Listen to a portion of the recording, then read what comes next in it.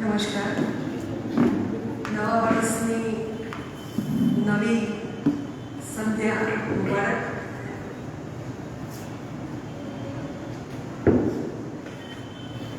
મહિલા વિભાગ મને ગમતું પુસ્તકમાં આપણને આજે સુંદર વક્તા પ્રાપ્ત થયા છે.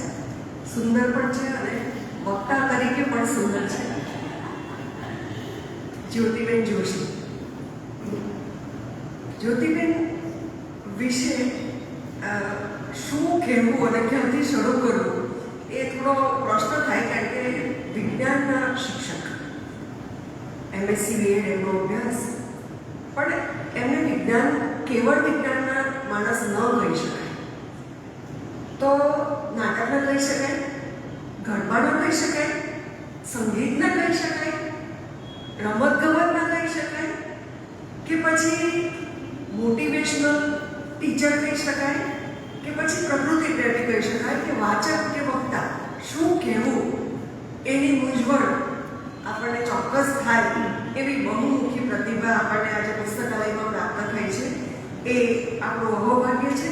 આમ તો જ્યોતિબેન પુસ્તકાલય પરિવારના સક્રિય સભ્ય હવે થઈ ગયા છે. ચોથા શનિવારનું સંચાલન પણ સરસ રીતે કરે છે. પણ એમણે 33 વર્ષ સુધી વિજ્ઞાન શિક્ષક તરીકે નવસારીની પ્રતિષ્ઠિત બાઈ નવાજભાઈ ટાટાગર્લ્સ હાઈસ્કૂલમાં ફરજ બજાવી. ફરજ નથી બજાવી, પણ મમત્વથી બાળકોને કેળવ્યા છે. એટલું સરસ પ્રેમાળ એમનું વ્યક્તિત્વ કે બાળકો એમની પાસે પોતાની મૂંઝવણ વ્યક્ત કરવા વિના સંકોચે આવી શકે. અને શિક્ષક એટલે માત્ર એમના કાર્યભાર પૂરતું સીમિત નથી રહ્યા. એમણે પોતે બેડમિન્ટનની સ્પર્ધામાં ભાગ લઈને 3 વર્ષ સુધી ચેમ્પિયનશિપ મેળવી છે. એમણે પોતે ગરબા, લગ્ન ગીત, હળવું કંઠ્ય જેવા સંગીતના કાર્યક્રમોમાં પોતે ભાગ લઈને ઘણા ઇનામો મેળવ્યા છે. નાટક, એકપાત્રીય અભિનયમાં પણ એમણે ઇનામો મેળવ્યા છે. અને એ ઇનામો એમણે વ્યર્થ નથી જવા દીધા. એમણે એક શૃંખલા જ્યોત સે જ્યોત જલાઓ, એ જ્યોતિ નામ છે ને એમનું, એટલે ચાલુ રાખી છે. અને એમના બાળકોને એમણે આ નાટ્ય કલા હેમલ ભટ્ટ સાથે એમણે શીખવી. અને એનું પરિણામ છે કે સતત 5 વર્ષ સુધી ઝોન લેવલે અને 3 વર્ષ સુધી નેશનલ લેવલે એમની શાળાને વિજ્ઞાન નાટકોમાં એમણે નંબર અપાવ્યો. અને એટલું જ નહીં, એમને બેસ્ટ ડિરેક્ટરના એવોર્ડ પણ પ્રાપ્ત થયા, જે એક વિજ્ઞાન શિક્ષક માટે બહુ જ મોટી વાત છે. નાટક બાળકોને પાસે નાટક કરાવવું એ કેટલું અઘરું કામ છે. એ જે કરાવતા હોય એમને બરાબર ખબર છે કે 1 મિનિટ એમની સ્થિરતા ન હોય, અનુભવ ન હોય, અને છતાં એમને નેશનલ લેવલ સુધી લઈ જવા જવાબદારીપૂર્વક સાચવી એ બહુ મોટી વાત છે. જુનિયર રેડ ક્રોસમાં સતત એમણે કાઉન્સેલર તરીકે સેવા આપી છે. કેમ્પમાં ભાગ લઈને ઇનામો મેળવ્યા છે અને અપાવ્યા પણ છે. NCC, NSS જેવી પ્રવૃત્તિઓમાં શાળા કોલેજ દરમિયાન ભાગીદારી અને ઓલરાઉન્ડર બેસ્ટ કેડેટ તરીકે એમને એવોર્ડ પણ મળ્યા છે. SM બનવાની તક પણ મળી છે. વક્તૃત્વ, શીઘ્ર વક્તૃત્વમાં કોલેજ અને આંતર કોલેજ કક્ષાએ એમને ઘણા ઇનામો મેળવ્યા છે. અને એ જ સ્કિલ એમણે યુઝ કરી વાપરી. શામાં તો નવસારી જ્યારે ટેલિવિઝન પ્રસારિત ચાલુ થયું ત્યારે પ્રથમ એ અનાઉન્સર તરીકે પ્રથમ ટેલિવિઝન એનાઉન્સર નવસારીના આપણા. અને બધા ત્યારથી બધે જાણીતું નામ થઈ ગયું કે આ તો બેન પેલા ટીવી પર ન્યૂઝ વાંચે છે એ. એટલે ખેલ મહાકુંભમાં મેં કહ્યું તેમ જિલ્લા કક્ષાએ પ્રથમ ઇનામની હેટ્રિક કરી છે એમણે. સાયન્સ ફેર, વિજ્ઞાન વિષયને પણ ન્યાય આપ્યો છે. તો સાયન્સ ફેરમાં એમને અવનવી કૃતિઓ, સર્જનાત્મકતા દાખવીને કરી બાળકો પાસે કરાવી. અને એમાં પણ શાળાને રાજ્ય કક્ષા સુધીનું ગૌરવ એમને અપાવ્યું છે. એમને બાળપણથી જ વાંચનનો શોખ તો મળ્યો છે. 1000થી વધુ પુસ્તકો ધરાવતી લાઇબ્રેરી એમની પાસે છે. અને એ ઉપરાંત આપણને ખબર છે કે એમના બેટર હાફ, એમના ખાસ મિત્ર એવા ડૉક્ટર જયેશભાઈ આજે ઉપસ્થિત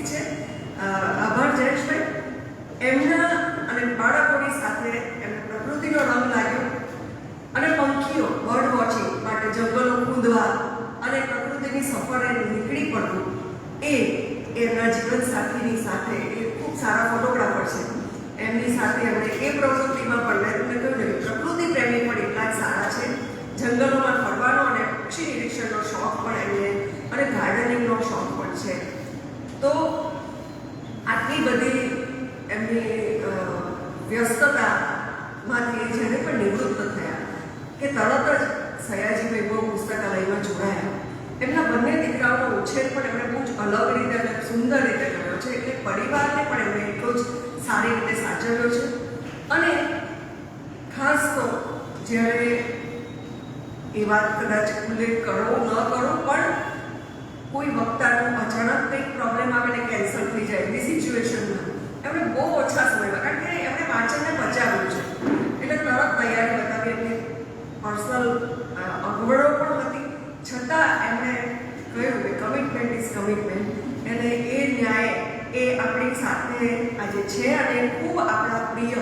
આપણે જ્યારે શ્રેષ્ઠ વાચક સ્પર્ધા કરેલી ત્યારે જેમના પુસ્તકો ખૂબ બધા વંચાયા એવા ડૉક્ટર આઈ.કે. વીજળીવાળાનું પુસ્તક એ પ્રોજેક્ટ લાઈવ, આપણે પર્યાવરણ ભાગી અત્યારે કાર્યક્રમ કરી રહ્યા છે અને બાળકોને પર્યાવરણ સાથે પ્રેમ કરતા શીખવી રહ્યા છે, ત્યારે આ એક પુસ્તક એમના માટે એક અલગ કેડી કંડારી આપશે એવી મને ખાતરી છે. તો હું કીર્તિદાબેનને વિનંતી કરીશ કે આ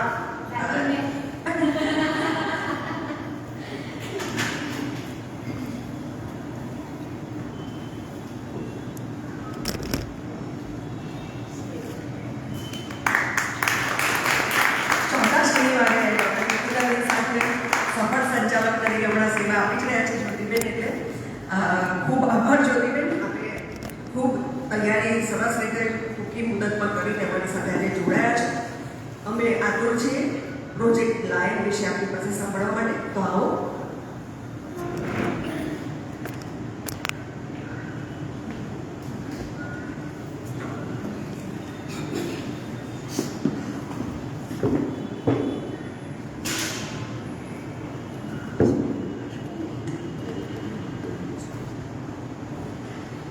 નમસ્કાર સૌને.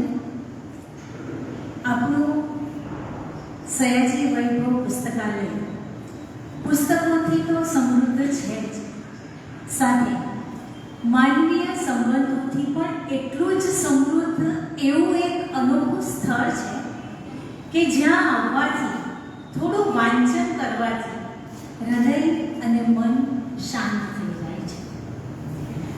125 વર્ષથી નવસારીને વાંચતું રાખનાર આ પુસ્તકાલય મારા જેવા કેટલાય શિક્ષકો અને હજારો વિદ્યાર્થીઓને એના કાર્ય થકી શિક્ષણની અને જીવન જીવવાની નવી દિશા બતાવી છે.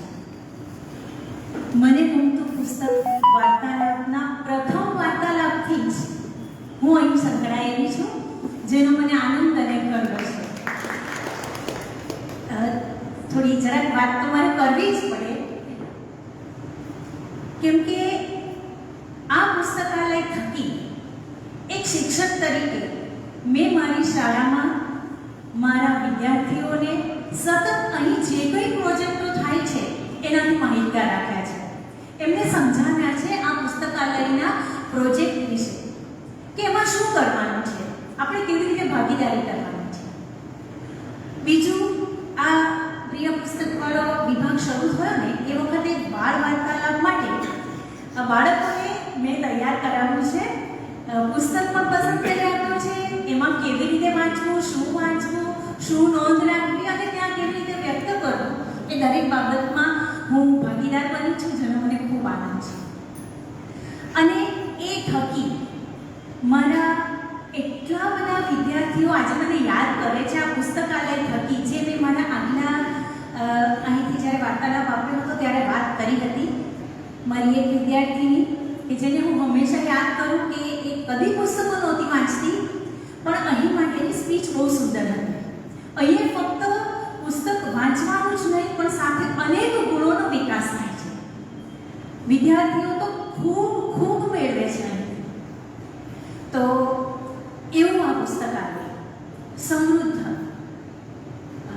એની તો જેટલી વાત કરું એટલી ઓછી છે. મને અહીં તક આપવા બદલ હું ખૂબ ખૂબ આભાર માનું છું. અને સ્વાતિબેને વાત કરી તેમ થોડું કંઈક મને તૈયારી કરવામાં સમય થોડો ઓછો પડ્યો છે, પણ વાંચ્યું છે પુસ્તક અને એને ન્યાય આપવા હું પૂરેપૂરો પ્રયત્ન કરીશ. વાત કરીએ પુસ્તકના લેખક ડૉક્ટર આઈ કે વીજળીવાલાની. જાણીતા માનીતા બાળ રોગ નિષ્ણાત, સંવેદના સભર ઘટનાક્રમ જીવનનો એને સાંકળી લે પોતાના પુસ્તક સાથે. સંવેદનાને શબ્દોમાં કંડારવાની એમની અદ્ભુત કળા એના તમામ પુસ્તકોમાં જોવા મળે, અને એવું જ આ પુસ્તકમાં પણ છે. પ્રોજેક્ટ લાયન પુસ્તક થોડા જુદા જનરમાં છે, મને ખૂબ ગમ્યું. એક વખત સુરત પુસ્તક મેળો હતો ને ત્યાં મેં આ પુસ્તક અલગ ઝલક જોયું. એની જે પાછળ જે એમણે બહુ નાનકડી નોંધ આપી છે ને એ હું દોડતા અચાનક જોઈ લીધું. મને એકદમ રસપ્રદ લાગી અને મેં પછી ઓનલાઈન મંગાવી દીધું એ પુસ્તક અને વાંચ્યું. અને વાંચતાની સાથે એમ થયું કે જબરજસ્ત છે આ પુસ્તક. તો પુસ્તકની પ્રસ્તાવનાની વાત કરું તો લેખકના શબ્દોમાં છેલ્લા 2 વર્ષમાં, એમના શબ્દોમાં વાત કરું છું, છેલ્લા 2 વર્ષમાં ગીરમાં 313 જેટલા સિંહોના મરણના સમાચાર વાંચ્યા અને ચોંકી જવાયા. અને એમાંના પણ 7.5% મોત તો કુદરતી નહોતા. એટલે કે માણસની પ્રવૃત્તિ થકી આ સિંહો જે સંરક્ષિત છે એ મૃત્યુ પામે, માની ન શકાય એવી વાત છે. વર્ષોથી એ ગીરનું જનાવર માણસોને સહન કરતો આવ્યો છે અને એની પ્રવૃત્તિઓને નજરઅંદાજ પણ કરી રહ્યું છે. તો આ શું થયું? માનવી એ લખે છે ને કે આપણને થોડુંક ન ગમશે, પણ આપણે સમજવું તો પડશે જ. લેખક આગળ લખે છે કે આ પૃથ્વી ઉપર માનવી એવી પ્રજાતિ છે કે જે અન્ય સજીવો કરતા સ્વાર્થી છે. એ વૃક્ષો, પ્રાણીઓ અને અન્ય સજીવોને જાણે કે પોતે જીવવાનો અધિકાર આપતો હોય ને એવું વલણ દર્શાવે છે. એ પોતે તો પર્યાવરણનો સતત દુરુપયોગ અને ભોગ જ કરે છે, પરંતુ આ બધાનો સરવાળો થઈને આજે કુદરત આપણી ઉપર કહેર વર્તાવી રહી છે. અનેક પ્રકારના પૂર, ભૂકંપ અને ગ્લોબલ વોર્મિંગથી તો આખી દુનિયા ચિંતિત છે. અને જ્યારે આવું કંઈક ગીરના જંગલમાં બને તો એમ કરીને પછી વાર્તા શરૂ થાય છે.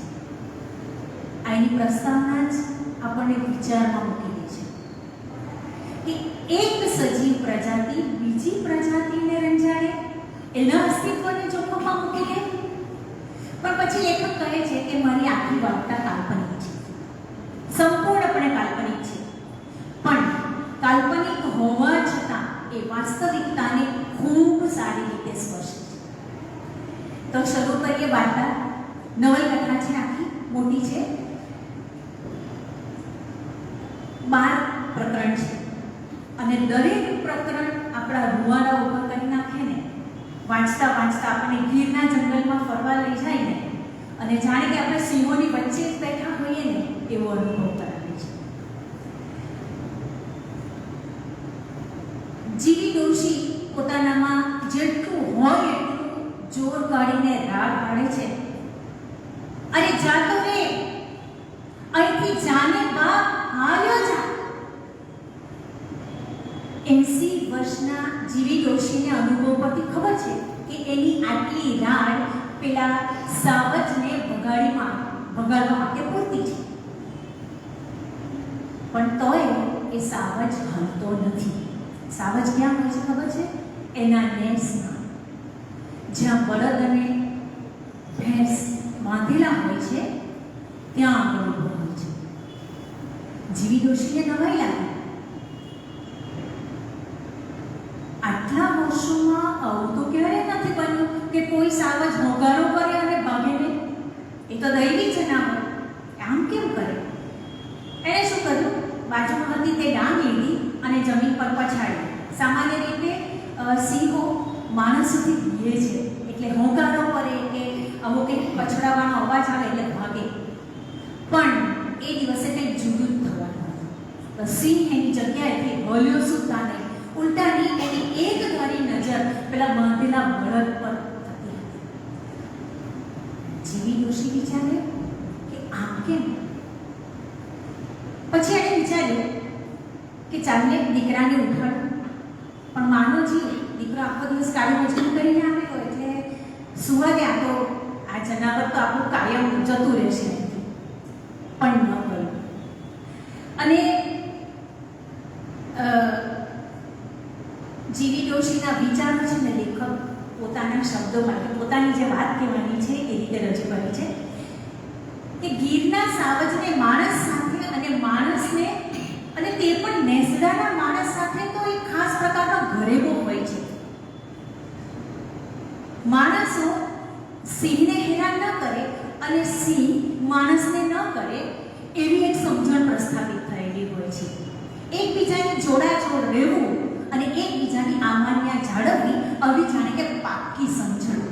હા, કોઈક વાર સિંહ ભેંસના ઢોરનું મારણ કરે ખરો, પણ એ જ્યારે ખૂબ ભૂખ્યો હોય ને ત્યારે છે. અને એ પણ જો એને ચિંકારા જેવો કોઈ શિકાર મળી ગયો હોય તો કદી એ ભેંસના ઢોરનું મારણ ન કરે. તો પછી આજે કેમ કંઈક આવું જૂનું ચાલી રહ્યું છે? ડોશીને ધીમે ધીમે બીક લાગવા માંડે છે. એ વિચારે છે કે ચાલને ફાનસ લઈને જાઉં. ખબર છે ને, પેલા પ્રાણીઓ પેલા આગથી પણ બીતા હોય છે, એટલે ફાનસ પણ હોય છે ને, એક હાથમાં ડાંગ અને એક હાથમાં ફાનસ લઈને ડોશી થોડીક આગળ વધે છે સિંહને વગાડવા માટે. તો સિંહ તો કંઈક જુદું જ વર્તન કરે છે. ફરે છે ડોશી તરફ અને ઘૂરકે છે. એટલે ડોશીને ફાળ પડે છે કે આ ગીરનો સાવજ નથી. લેખકના શબ્દો કે આ સાવજ ગીરનો નથી, આ તો બીજો કોઈ લાગે છે. મારા પેલા ગીરમાં ફરવાવાળા સાવજને જોવાવાળાએ આ આપણા ગીરના સાવજને પગાડી કાઢ્યા છે એવું બનવું બોલે છે. અને ચાલને થાકીને પાછો ભરી જશે એમ કરીને પાછી પોતાના ખાટલા ઉપર જતી રહી છે. વાંકી વળીને ફાનસ મૂકે છે, ડાંગ મૂકે છે અને સિંહ તરફ જોવે છે. તો એનું આંખો અને મોં બંને ફાટે છે કે આ શું જોઈ રહી છે? સિંહ પોતાના પગના પંજા વડે આગળો ખોલવાનો પ્રયાસ કરે છે. બારણા બંધ કરેલા છે એક ગાડિયાના, એટલે સિંહ એ પ્રયત્નમાં 1, 2 અને 3 ત્રીજા પ્રયત્ને બારણું ખોલી કાઢે છે. આગળો ખોલી કાઢે છે માણસની જેમ જ અને દાખલ થઈ જાય છે અંદર. અને એ સાથે જ અંદર બાંધેલા બળદના ગળામાં પોતાનું મોં નાખે છે. આ બાજુ જીવી ડોશી જોરમાં રાડ પાડી ઉઠે છે કે માધા ઊઠ અને જલ્દી બહાર આવ, આજે જો જનાવર આપણા ફળિયામાં પડ્યું છે. માધો આંખ ચોડતો આવે છે અને જે જુએ છે એનાથી એ પણ ડગાઈ જાય છે. એના પણ હાથ અને પગ ધ્રુજવા માંડે છે. પણ સમજો ને કે ગીરના માણસો અને સાવજ સાથે તો એક પ્રકારની દોસ્તી છે. બંને એકબીજાની આમાન્ય જ આવે. આવું દ્રશ્ય તો કદાચ એને જિંદગીમાં ક્યારેય ન જોયું. એટલે એક તો અડધી ઊંઘમાં માધો અને આંખ ચોડતો સીધું એણે તો ફાનસ લીધું, પેલી ડાંગ લીધી અને અંદર ગયો અને સિંહના બરડામાં બે સટાસટ ડાંગ ફૂટી દીધી. સામાન્ય પરિસ્થિતિ હોય ને તો શું થાય? આવામાં સિંહ ભાગી જાય ગભરાઈને. પણ ઉલટાનું આ વખતે સિંહે આરામથી પેલા બળદને મારણ કરી નાખેલું, તેને નીચે મૂકી દીધો અને માધા ઉપર હુમલો કરી દીધો. માધાના હાથને એણે પોતાના જડબામાં લઈ લીધો અને માધાના હાથમાંથી ડાંગ છૂટી ગઈ. પેલી બીજા હાથમાં ફાનસ હતું તે પડી ગયું. એટલે પરાળમાં આગ લાગી. આ બાજુ જીવી ડોશી આ બધું બન્યું ને એ અરસામાં બહાર ભાગી ઝાંપા સુધી અને જોર જોરમાં બૂમો પાડી કે કોઈ આવો અને અમને બચાવો. પણ આજુબાજુવાળા લોકો આવે એ પહેલા તો પેલો સિંહ માધાને ધક્કો આપીને ભાગી ગયો. જીવી ડોશીની બાજુમાંથી પસાર થયો ત્યારે એણે જીવી ડોશીના પગ ઉપર પોતાનો પંજો માર્યો અને પછી ભાગ્યો. હવે વિચારો, 250 કિલોનો સિંહ અને પેલી 80 વર્ષના ડોશી, એના પગ ઉપર એનો પગ પડે, શું હાલત થાય? જીવી ડોશી તરત જ પડી ગયા. એટલામાં આજુબાજુમાંથી લોકો આવી ગયા કે શું થયું, શું થયું? તો જીવી ડોશી આંગળી ચીંધે છે કે ત્યાં માધાને બચાવો, માધાને બચાવો. લોકો બધા એ તરફ જાય છે અને જુએ છે પરિસ્થિતિ ખૂબ ખરાબ છે.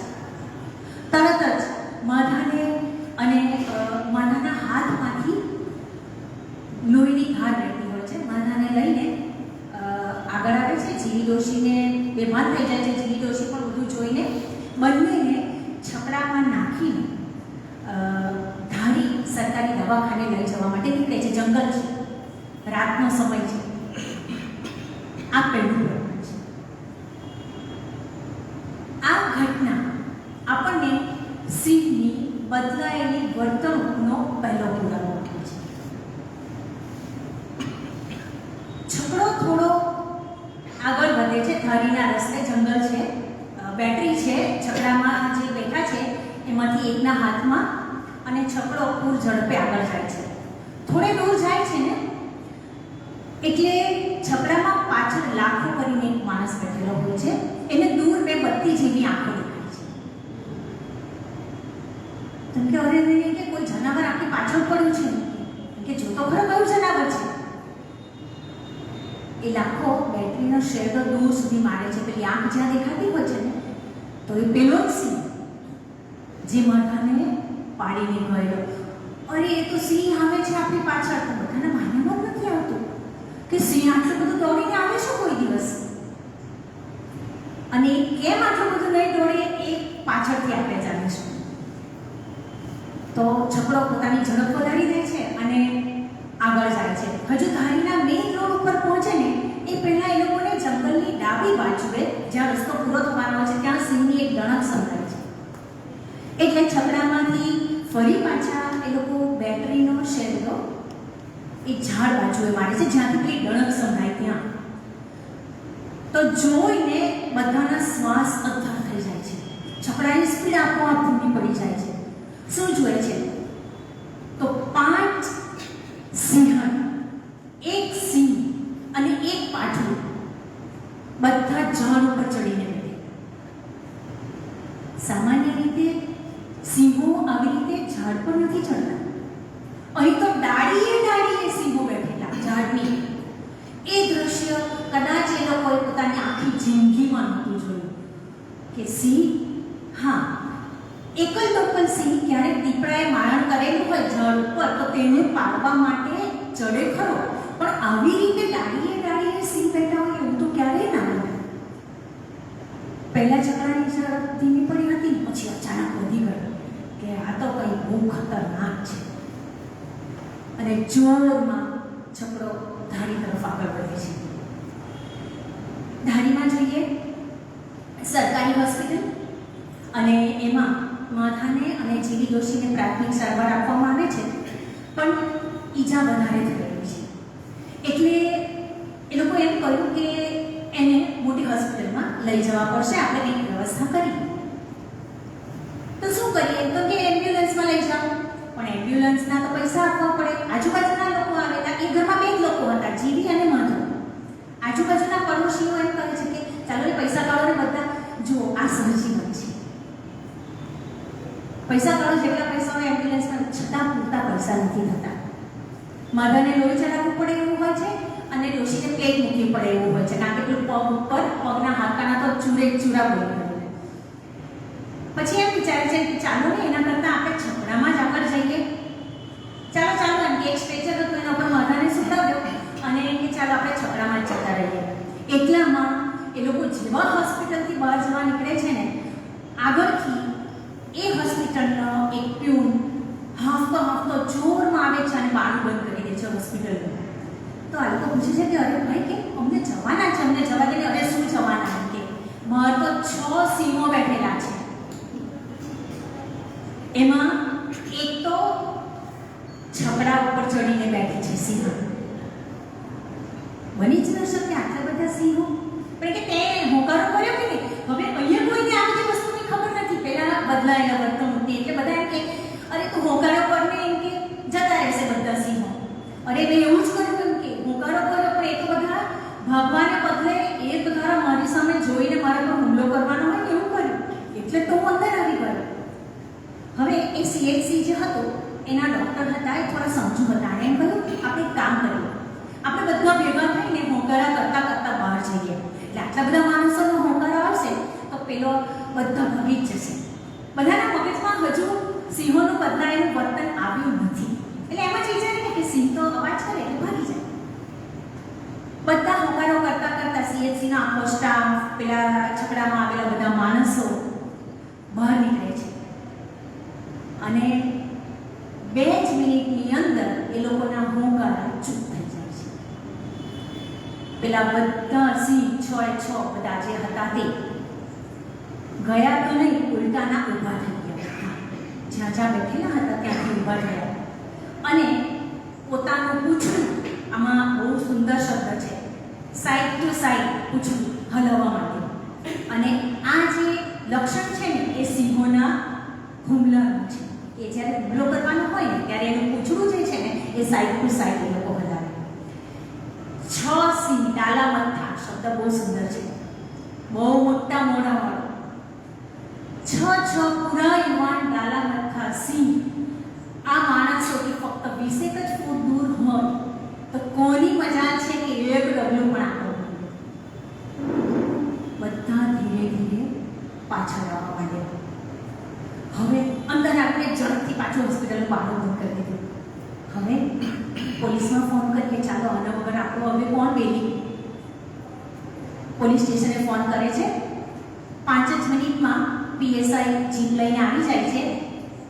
એમને વાત કરી હોય છે કે આવી રીતે સિંહો બહાર બેઠા છે ને જતા નથી, પણ અસલ પરિસ્થિતિની એને ખબર નથી. એટલે PSI એના ડ્રાઈવરને કહે છે કે ભાઈ તું સીધી આપણી જીપ સિંહોની વચ્ચે લઈ લઈને ડમથી ભાગી જશે. અને એવું જ કરે છે. ડ્રાઈવર સીધો એની જીપ પેલા સિંહોના ટોળાની વચ્ચે નાખી દે છે. સિંહો હલતા સુધતા નથી. PSI એક કામ કરો, જોર જોરમાં હોર્ન વગાડજો. એ હોર્નના અવાજથી ભાગી જશે. જોરમાં હોર્ન વગાડે છે, કંઈ અસર નહીં.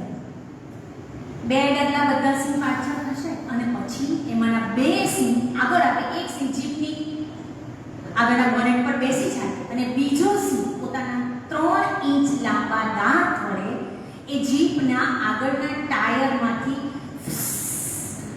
બધી હવા કાઢી નાખે છે. હોસ્પિટલમાંથી બારીમાંથી અધ્ધર શ્વાસે બધા જોઈ રહ્યા હોય છે બહાર શું બની રહ્યું હોય છે. અને બધા ધ્રુજી ઉઠે છે, કારણ કે પેલા PSIની જીપ જે છે ને ખુલ્લા બારણાની હતી. અને PSI આખા ઘટનાની ગંભીરતા સમજી જાય છે અને ઝડપથી રિવોલ્વર કાઢીને હવામાં ફાયર કરે છે. રિવોલ્વર ચમત્કાર થાય છે. સિંહો ઝડપથી ભાગી જાય છે અને PSIને ખાતરી થાય કે હા સિંહો ગયા. ત્યાર પછી ધીમે રહીને નીચે ઉતરે છે અને હોસ્પિટલમાં આવે છે કે શું થયું મને જણાવો, આ બધું શું છે, સિંહો આ શું કરે છે. બધી હકીકતથી વાકેફ થાય છે અને કહે છે કે આવી રીતે મધરની તબિયત બગડતી જાય છે. એક બાજુ પેલી લોહીને જેમ તેમ બંધ કરેલું હોય છે, એક તે ખાસ તો એને ત્યાં હોસ્પિટલમાં પહોંચાડવાનું હોય છે, એની ઉતાવળ હોય છે. તો એમ કહે છે કે એક કામ કરો ને, એમ્બ્યુલન્સના પૈસા હું આપી દઉં, જુઓ આ મદદ કરવાની, તમે એને લઈ જાઓ. તો એમ્બ્યુલન્સ આગળ જાય તો એમ્બ્યુલન્સના ટાયરમાંથી પણ સિંહોએ હવા કાઢી નાખેલી હોય છે. છકડામાં જોઉં તો સેમ વસ્તુ, છકડામાંથી પણ હવા કાઢી નાખી. હવે આ બધું જ્યારે ચાલતું હોય છે ને ત્યારે PSIની જીપનો ડ્રાઈવર એ પેલું જેમાંથી ટાયરમાંથી હવા નીકળેલી એને સરખું કરાવીને પાછો આવી જાય છે અને કહે છે કે આ જીપમાં જ નાખીને આપણે માધવ અને જીલુસીને લઈ જઈએ અને ગામમાં એક છોટા હાથી એટલે નાનો ટેમ્પો છે બંધ, એમાં આપણે એને ત્યાં લઈ જઈએ. અને આ રાતનો સમય છે. હા, વાત આ આખી બધી રાતની ચાલે છે. સાંભળજો, ગીરમાં આ બધું રાતે ચાલી રહ્યું છે. અને રાત્રે એ બંનેને પેલા છોટા હાથીમાં મૂકીને આગળ લઈ જવામાં આવે છે. અહીંયા આગળ આ બીજું ચેપ્ટર પૂરું થાય છે. આ 2-3 શરૂઆતના જે અધ્યાય છે અથવા તો ચેપ્ટર જે છે એની હું ખાસ વાત કરીશ એટલા માટે કે આખું પુસ્તક જ સિંહોના બદલાયેલા વર્તનની વાત કરે છે. સામાન્ય રીતે સિંહ જે વર્તન કરે છે, જે લોકો જાણે છે એનાથી કંઈક જુદું આ બધા પ્રકરણોની અંદર એ કરે છે. આ તરફ એને સિવિલ હોસ્પિટલમાં લઈ જવામાં આવે છે. માધાની ઘરે હવે એક નવું પાત્ર ઉમેરાય છે વાર્તાની નવલકથાની અંદર. માધાની ઘરે ધારીના ACFO અનુપ કુમાર આવે છે. આજે માધાને પાડ્યો એ કેસની તપાસ લેવા માટે અનુપ કુમારની વાત જાણવા જેવી છે. અનુપ કુમારના પિતાશ્રી મૂળ બિહારના વતની હતા, પણ ગુજરાતમાં રેલવેમાં ઊંચી પોસ્ટ પર હતા. એમને ગુજરાત પ્રત્યે ખાસ લગાવ નહોતો, એટલે ગુજરાતી ભાષા પણ નહોતા શીખ્યા. પણ પછી કંઈક એક બનાવ એવો બન્યો, તે આપણે જાણીએ, બહુ જ જાણવા જેવો છે, આપણા માટે ગૌરવનો છે. એમના એક મિત્ર જોડે એ ગીરના જંગલમાં એમનો એક મિત્ર રાત્રે એમને એક ઓલિયા એવા સંત મૌની બાપુ પાસે લઈ જાય છે. આમ ચાલો ને આપણે જઈએ, રાત તે ગીરની જોઈ છે. તો એના પિતાશ્રી અનુપ કુમારના પિતાશ્રીની વાત ચાલે છે. હા, તો એ જાય છે ત્યાં એમને જંગલમાં કે તમને બીક લાગશે, તમે અંદર સૂઈ જાઓ. તો કે ના, મારે બહાર જ સૂવું છે. એટલું સુંદર વર્ણન છે એની અંદર, ચોપડીની અંદર વાંચે તો મજા પડી જાય કે નીચે ધરતી અને ઉપર એ બેની વચ્ચે અનુપ કુમારના પિતાશ્રી અને પેલા મૌની બાપુ રાત્રે સૂતા છે. સરકારી ડિપાર્ટમેન્ટમાં કામ કરીને સ્ટ્રેસ અનુભવીને દુનિયાવી વ્યવહારોમાં ગોઠવાયેલા એવા એમના પિતાશ્રી ખાટલા પર પડતાની સાથે એટલી સુંદર ઊંઘમાં સરી પડે છે કે જે જાણે એને ક્યારેય જિંદગીમાં નથી લીધી. એ આ જંગલનો જ કંઈક પ્રતાપ છે, ગીરના જંગલનો. અડધી રાત્રે કંઈક અવાજથી એ જાગી પડે છે, એમની આંખો ખુલે છે અને જે જુએ છે ને એ એમના માન્યામાં નથી આવતું. શું જુએ છે? તો મૌની બાપુ ધૂણાની સામે બેઠેલા છે અને એની આજુબાજુમાં એક ડાલામથ્થો સિંહ બેઠો છે. અને મૌની બાપુએ બંને સિંહની ઉપર જાણે પાડેલા જનાવરને હાથ આપણે ફેરવીએ ને એ સરળતાથી હાથ ફેરવતા જાય અને વાતો કરતા જાય. એમાં એકને પૂછે છે, એ મોતિયા તો આજે કેમ નહોતો આવ્યો? તો મોતિયો સાવજ એને એનો પગ ઉચકીને બતાવે છે. એટલે બાપુ જુએ છે, અંદર એક કાંટો બેઠેલો હોય છે અને એ કાંટો કાઢે છે, ધૂણામાંથી આંખ લઈને ત્યાં આગળ દબાવી નાખે છે થોડી વાર. અને પછી એ દબાવતી કહે છે, હા એટલે જ તું લંગડા તો ચાલીને આવ્યો, બરાબર, હવે સમજ પડી ગઈ, ચાલ તને તરત સારું થઈ જશે. એટલે પેલો મોતિયો જે છે એનો પગ નીચે મૂકે છે, ઊભો થાય છે, પોતાની જીભ વડે એ બાપુનો હાથ ચાટે છે અને જાણે કે આભાર વ્યક્ત કરતો હોય એ રીતે બાપુની સાથે પોતાના ગાલ ઘસે છે. એક મૂંગું જનાવર પોતાનો આભાર આ રીતે વ્યક્ત કરે. એટલે બાપુ શું કહે છે તે જુઓ, હવે ચાચા મેં કંઈ મોટી વાત નથી કરી, બેસી જા, ચાલ ચાલ, હવે અને ડાયો થઈને રહે છે. પેલો બેસી જાય છે અને મળસ્કી સુધી એ બાપુ બંને સિંહો સાથે અલગ મલગની વાતો કરતા જાય.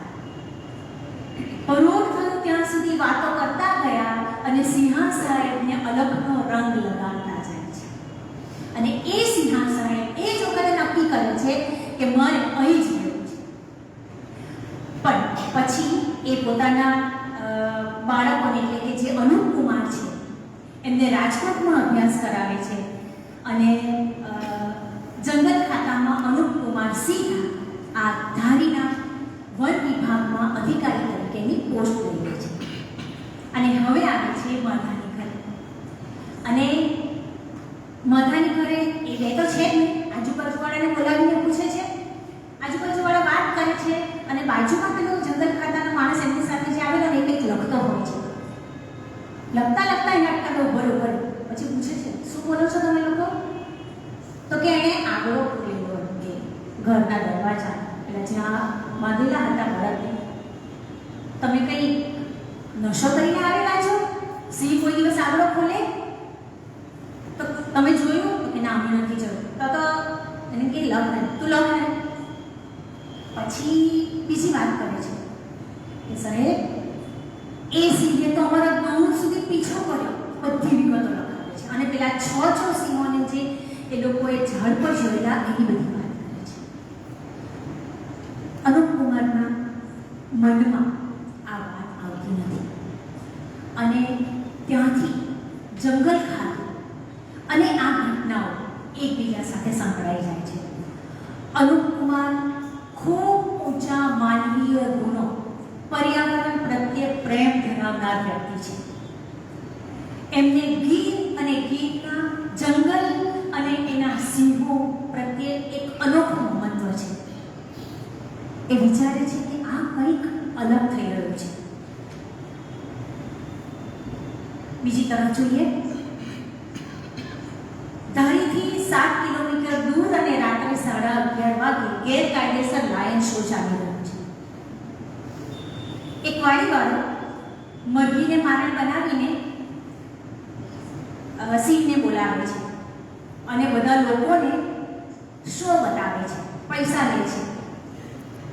ગેરકાયદેસર લાયન શો, એની બહુ સુંદર વાતો કરેલી છે. અને એ પ્રસંગ તો આપણે ગભરાટ થાય, આપણા શ્વાસ આમ થોડા વધી ઘટી જાય એ રીતનો છે. ઘણું બધું બાકી છે, એટલે આ કહેવામાં કદાચ સમય પૂરો થઈ જાય.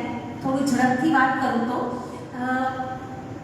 50 જેટલા માણસો શો જોવા આવ્યા હોય છે, અને એ રોજ કરે છે ને એવું જ કરે છે. પણ તે દિવસે એ રાતડી હોય છે, રાતડી સિંહણ લેવા આવે છે, પેલી મરઘી.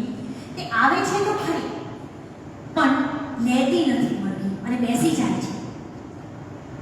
હવે પેલા બધા જોવા મળે છે કે કેવા લોકો તેની વાત કરે છે કે લોકોને તો એમ શો જોવો હોય છે કે પેલી મરઘીને કેવી રીતે લઈ જાય, ફોટા પાડવા હોય છે. એટલે પેલા સૂચના આપેલી હોય છે કે ફ્લેશ ઓન નહીં રાખતા, ફોટા પાડો ત્યારે ખાસ સાચવજો. પણ ભૂલથી એક જણનો ફ્લેશ પડી જાય છે, અને પેલી રાતડી ઊભી થઈને સીધી પેલા વાડીવાળા પર પગ પર હુમલો કરે છે. અને બધા જ્યારે ઉભેલા ને પેલો શો જોવા માટે, ત્યારે પાછળની જગ્યાએથી, પાછળની બાજુએથી થોડો ઘોંઘાટ આવ્યો હતો. પણ પેલા લોકો શો જોવામાં એટલા મશગુલ થઈ ગયેલા કે લોકોને એ ઘોંઘાટ સંભળાયો નહીં. અને જેવી પેલી રાતડી હુમલો કરે છે વાડીવાળા પર, કે પાછળથી 5-6 સિંહો આવીને આખા ટોળા પર હુમલો કરે છે. એટલે ટોળામાં ભાગ મચી જાય છે, મોબાઈલ હાથમાંથી પડી જાય છે, લોકોને લેડીઝ હોય છે એના પર્સ પડી જાય છે, બાળકો બધા રડારોડ કરી મૂકે છે, અને રીડિયા રમણ એને શબ્દ આપે છે, એટલો સુંદર ત્યાં મચી જાય છે. બધાને એમ થાય છે કે આ જે જોયું કે આપણી જિંદગીનું છેલ્લું દ્રશ્ય. પણ કૌતુક કે કોઈને સિંહો મારતા નથી, ફક્ત પગના ભાગે ઈજાઓ કરે છે. અને એટલી વારમાં કંઈક એક સિંહ કંઈક જુદો જ વિચિત્ર અવાજ કરે છે, અને એ અવાજ જાણે કે આદેશ હોય ને એમ બાકીના બધા સિંહ અચાનક ઊભા રહી જાય છે અને ત્યાંથી જતા રહે છે. આ કંઈક જુદું.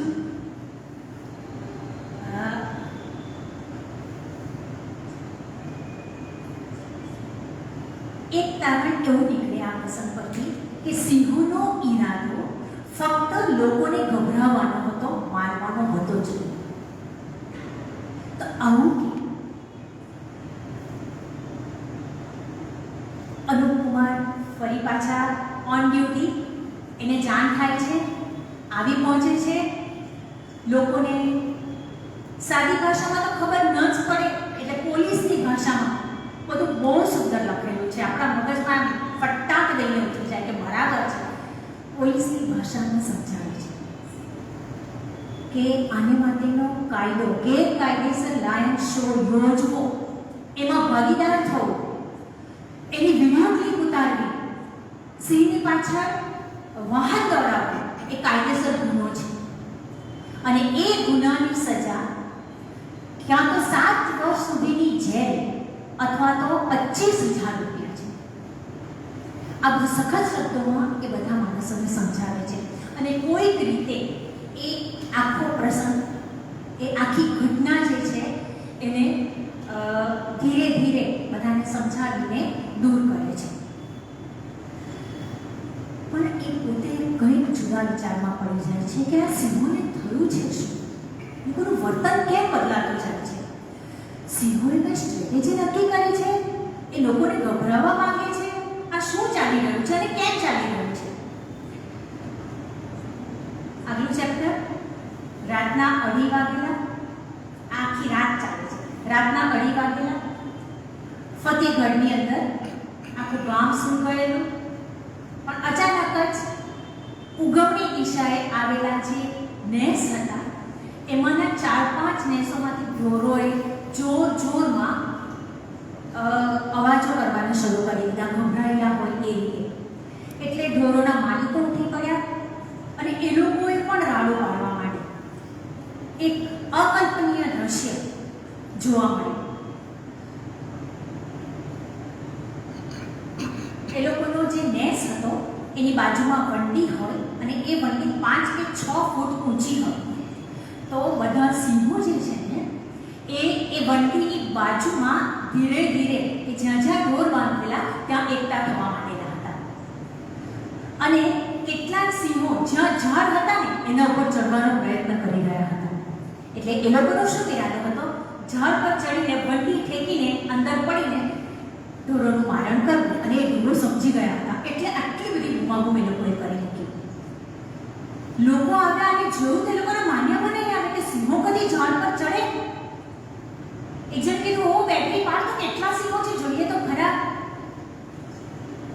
આ બોલ્યો અને જેવી બેટરી પાડી કે બધા સિંહો જે ઝાડ પર ચડેલા હતા બધા નીચે ઉતરી ગયા અને ધીરે ધીરે રસ્તા પર આવી ગયા.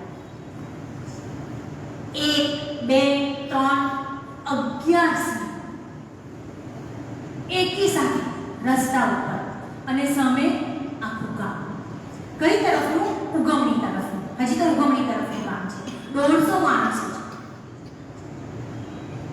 11 સિંહો એટલે થોડાક હોય એવા કે અમુક દ્રશ્ય કોઈ દિવસ જોવાની મળે. ખાલી ફોટો પાડી લઈને એમ કે મારો ફોન ઘરે ગયેલો છે ચાર્જિંગમાં. નવી વાર્તા છે, હા, જૂની નથી. મારો ફોન ઘરે રહી ગયેલો છે ચાર્જિંગમાં. બાજુવાળાને કહે છે તું ફોટો પાડી લઈને હવે 11 સિંહ લાઈનમાં રસ્તા ઉપર કોઈ દિવસ જોવાની મળે, ફોટો વાયરલ થઈ જશે. પેલો એનો ફોટો પાડવા જાય સિંહોનો. સ્માર્ટફોન હોય છે, ઓટો ફ્લેશ મોડ પર હોય છે. એટલે જેવો ફોટો પાડવા જાય કે ફ્લેશ ઓન થાય અને પેલા 11 સિંહ એકદમ જબરજસ્ત પોઝિશનમાં આવી જાય છે. થોડા આગળ વધે, પેલા લોકો પાછળ વધે, 150 માણસો. હવે શું કરવું? પણ ગામનો સરપંચ હોય છે ને તે કંઈક આઈડિયા લગાવે છે. કેમ કે આપણે એક કામ કરીએ, આપણે કાકડા બનાવીએ, લાકડી લે છે, એના ઉપર બધા ડૂચા બાંધે છે, કાકડના સળગાવે છે અને સામે હોંકારો પાડીને જાય છે. આગથી એ લોકો ભાગે ને એમ કરી કશું જ. ઉલટાના સિંહો એકદમ આગળ આવીને ધુરકવા માંડે છે. બધા ધીરે ધીરે પાછળ ભાગે. જેવા એ લોકો પાછળ ભાગે છે ને એટલે સિંહો આગળ આવે. જેવા એ લોકો ઊભા રહી જાય એટલે સિંહો ઊભા રહી જાય. એટલે ગામ લોકોએ વિચાર્યું કે આપણે ઊભા જ રહીએ, નહીંતર એ લોકો આપણી પાછળ આવવાના. બોલો, 1 કલાક થઈ ગયો. સિંહો એક જગ્યાએ, પેલા ગામના માણસો એક જગ્યાએ. અને પછી અચાનક આથમણી દિશામાંથી એક કંઈક અવાજ આવે છે. ડણક, કંઈ આદેશ અપાતો હોય ને એ રીતે. અને એની જાદુઈ અસરથી પેલા 11 સિંહ ઊંધા વળીને ભાગી જાય છે. બધાને હાશ થાય છે કે ચાલો બચી ગયા. અને જેવા પોતાની ઘરે જવા જાય છે ને એટલે પેલી દિશામાંથી બે ચાર માણસો દોડતા દોડતા આવે છે, ગજબ થઈ ગયો, ગજબ થઈ ગયો. શું થયું? કારણ કે 10 સિંહોનું ટોળું આવ્યું ને અમારા ઢોરોને લઈને ભાગી ગયું. ઉગમણી દિશામાં પેલા 150 લોકોને રોકેલા રાખીને બીજા 10 સિંહો સામેની બાજુએ આથમણી દિશામાં આવેલા નેસમાંથી ઢોરોનું મારણ કરીને જતા. આખી ઘટના અનુપ કુમાર જાણે છે અને એમના મગજમાં વિચારોની હાર મારા ચાલુ થઈ જાય છે. સિંહોમાં બુદ્ધિ આવી ગઈ, એ લોકો આવી માણસ જેવી સ્ટ્રેટેજી રચવા માંડ્યા. માણસ જેવી, હા, સિંહો માણસને ચેતવવા માંડ્યા. બહુ સુંદર. એક એક ચેપ્ટરની અંદર જે માણસની સાથેની જે સિંહોની વાત છે ને, ખરેખર દરેક વખતે એમ થાય, હા આપણે આવા છીએ, હા આપણે આવા છીએ. આવું આપોઆપ આપણું મન કહેવા માંડે છે. માણસની જેમ આવું કરે છે સિંહો, સ્ટ્રેટેજી રચી. આ બાજુ ગામ લોકોને રોકેલા રાખ્યા, પેલે બાજુથી લઈ ગયા. ગજબનું છે. સાવજ થોડા વધારે સમજદાર થઈ ગયા છે. આ શબ્દો છે. એટલામાં તો આ બાજુ અનુપ કુમારે માધાના ઘર આગળ પેલું મારણ હતું ને, એને થોડે દૂર કરમદાના ઝૂંડમાં નંખાવેલું હતું અને એક પાંજરું તૈયાર રાખેલું હતું. અને ડૉક્ટર પાસેથી પેલી ગન આવે ને, દાટ આવે એને મારવાનો સિરેટિવ આપવામાં આવે, તે મંગાવી રાખી હતી કે સિંહ પોતાનું જે મારણ હોય ને એ બીજે દિવસે રાત્રે જ લેવા આવે નોર્મલી. તો કે આપણે ઊભા રહીશું અને જેવો પેલો સિંહ આવે એના મારણને લેવા કે આપણે એને પાંજરે પૂરી દઈશું. બોલો, ન ચાલો સિંહ. રાત્રે લોકો જાગતા જ રહ્યા કે પેલો સિંહ આવે, પેલા ડૉક્ટર ત્યાં બેઠેલા, એને પાંજરે પૂરી ન આવે. કંટાળીને છેલ્લે અનુપસિંહ ત્યાંથી નીકળી ગયા. હજુ તો 5 મિનિટ ન થઈને એમના પર ફોન આવ્યો કે તમે ગયા ને 5 જ મિનિટમાં પેલો સિંહ આવ્યો, મારને લઈને જતો. એટલે અનુપ કુમાર એકદમ ઝડપથી ગાડી પાછી વાળે છે અને ગામમાં આવે છે. ક્યાં ગયા? તો કે 3 સિંહ આવેલા, એક નહીં, અને એને ભોંપડામાં લઈ ગયા.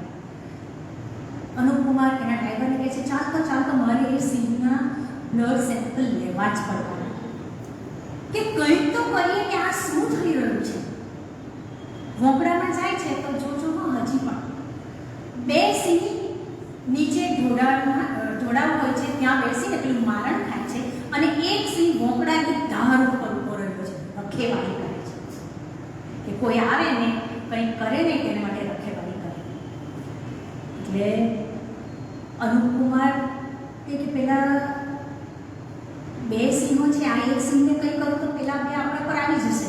અને જેવી જીભનો અવાજ સાંભળ્યો ને એટલે ભોંપડામાંથી એક બીજો સિંહ ઊભો થઈને 2 એની જીભ આગળ આવીને ઊભા રહી ગયા. હવે અનુપ કુમારને એની ઘટનાની ખબર છે એટલે એણે એમ માન્યું કે અત્યારે કશું એ કરવા જેવું નથી, ચાલો ભાઈ પાછા. એમ કરીને ઝડપથી પાછા નીકળી જાય છે. એમના વિચારો લેખકના શબ્દોમાં બોલીશ ને તો કદાચ વધારે એપ્રોપ્રિએટ ગણાશે. માણસ અને સિંહોનો ટકરાવ વધતો જ જશે તો પછી શું થશે? સિંહો અવર્તન કેમ કરવા લાગ્યા છે? જ્યારે કોઈ સજીવને પોતાના અસ્તિત્વનો સવાલ આવીને ઊભો રહે છે, ઉત્ક્રાંતિની વાત કરે છે, એને ટકી રહેવા માટે મથામણ કરવાની આવે છે, ત્યારે એ પોતે પોતાનો વસવાટ બદલે છે, પોતાની રીતભાત બદલે છે અને કોઈક રીતે ટકી જવાના પ્રયાસો કરે છે. તો સિંહ આવું જ કરે છે. એનો અર્થ એ થયો કે સિંહને પોતાના અસ્તિત્વ ટકાવી રાખવાનો પ્રશ્ન આવ્યો. એને કોઈ સ્ટ્રેસ આવે તો એ સ્ટ્રેસ કયો હશે? માણસો જંગલમાં પગ પેસારો કરી રહ્યા છે એનું, સિંહ બાળોનો શિકાર કરી રહ્યા છે એનું, કે જે મારું પોતાનું નિવાસ સ્થાન છે એના ઉપર કબજો કરવા લાગી ગયો છે એનું. આવા સુંદર શબ્દોમાં સિંહોની વ્યથાને લેખકે પાછા આપી છે. બહુ જ સુંદર. અને પછી એક બીજું પણ વિચારે છે કે અથવા તો કંઈક એવું બની શકે કે કોઈ એવો વાયરસ સિંહનામાં આવી ગયો હોય કે જેણે એનું આખું વર્તન બદલી કાઢ્યું હોય, કોઈ એવું કેમિકલ એના શરીરમાં આવી ગયું હોય કે જેને લીધે એનું વર્તન બદલાઈ ગયું હોય. આ બધા વિચારોમાં એમની ગાડી આગળ જતી હોય છે અને ડ્રાઈવર એકદમ જોરમાં બ્રેક મારે છે પાછળ. શાને માટે બ્રેક મારે છે? જુએ છે તો આગળ જ રસ્તા ઉપર 3 સિંહણ રોજુ એટલે કે નીલ ગાય આપણે એને પાડી નાખેલી અને એને જીવતી જ ખાવા માંડ્યા હતા. સામાન્ય નિયમ એવો છે, સિંહો દયાળુ જાનવર ગણાય છે. બિલ્લી કુળમાં એટલે કે કેટ કુળમાં અને જંગલી પ્રાણીઓમાં સિંહ દયાળુ ગણાય કે પોતાના શિકારને પૂરેપૂરો શ્વાસ રૂંધાઈ જાય ત્યાં સુધી મારે. મૃત્યુ પામેલો એવું એને બરાબર ખબર પડી જાય પછી જ જીવતો કદી ના ખાય. પણ અત્યારે શું જુએ છે તો 3 સિંહણ પેલા રોજડાને જીવતું જ ખાવા માંડેલી છે. આ તો ખૂબ ખરાબ વર્તન અને ખૂબ મોટો બદલાવ. અને એમના જ શબ્દોમાં કહું તો સિંહોમાં ભેદી બદલાવ આવ્યો છે. કુદરતે પોતાનો કોઈક નવો જ ખેલ ચાલુ કરી દીધો છે. કોઈ આ વાત માને નહીં એટલે અનુપ કુમારે મોબાઈલમાં એ ફોટા પાડી લીધા પેલા જીવતા રોજડાને આજે સિંહનું ખાતી. ચેપ્ટર બદલાય છે. ફતેહગઢમાં જ્યાં પેલી ઉગમણીને આથમણી રિક્ષાવાળી જે ઘટના બનેલી ત્યાં આગળ આવે છે અને લોકો કહે છે કે સિંહો હવે બુદ્ધિશાળી થઈ ગયા છે, કંઈક કરો. એ લોકો તો હા એટલી સુંદર ભાષા છે ને મને એ ભાષા બોલતા નથી આવડતી, બાકી જબરજસ્ત ભાષા.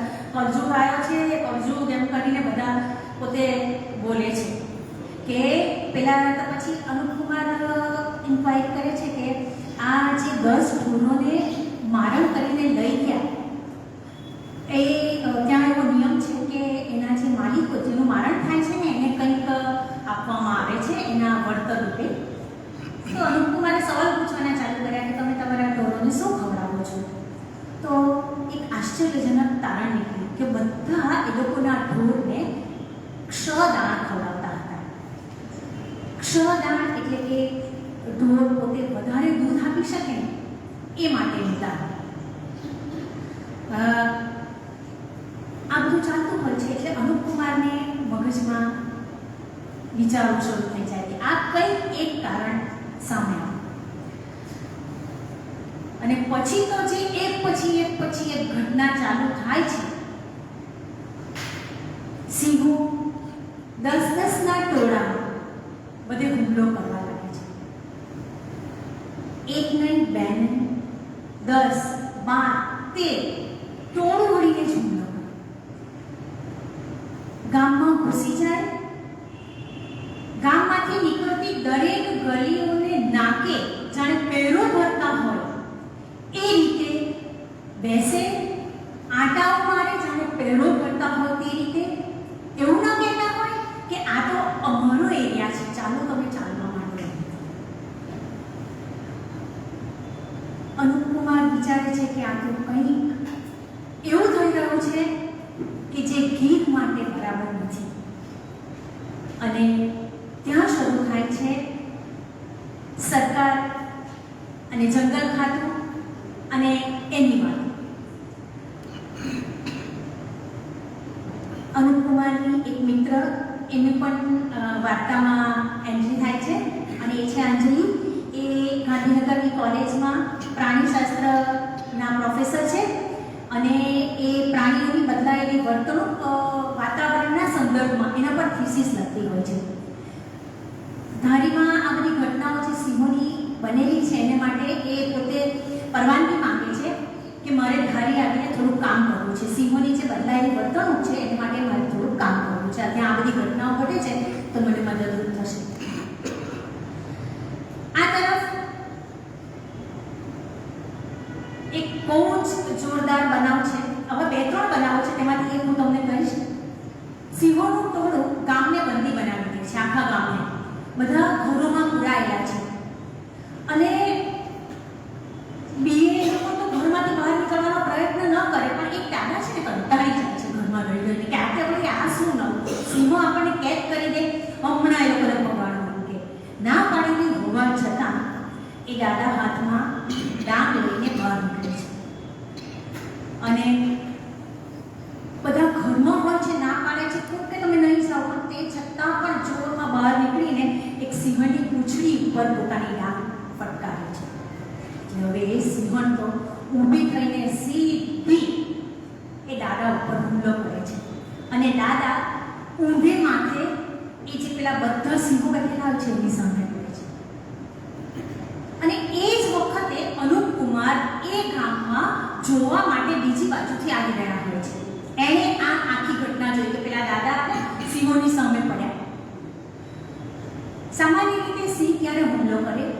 જો એની સામે કોઈ ઊંધો માથે હોય અથવા તો ઊભા થાય એની સામેથી ને ઊંધા વળીને ભાગવા જાય તો તરત હુમલો કરે. અને અહીંયા દાદા તો ઊંધે માથે પડેલા હતા. 100% એને મારી નાખવાના, બધાના માટે કે ગયા. સિંહ એ દાદાની પીઠ ઉપર પંજો મૂકીને ઊભો રહી જાય છે. આ ઘડી પાછળનો અને અનુપ કુમાર જે છે એનો ફોટો પાડી લે છે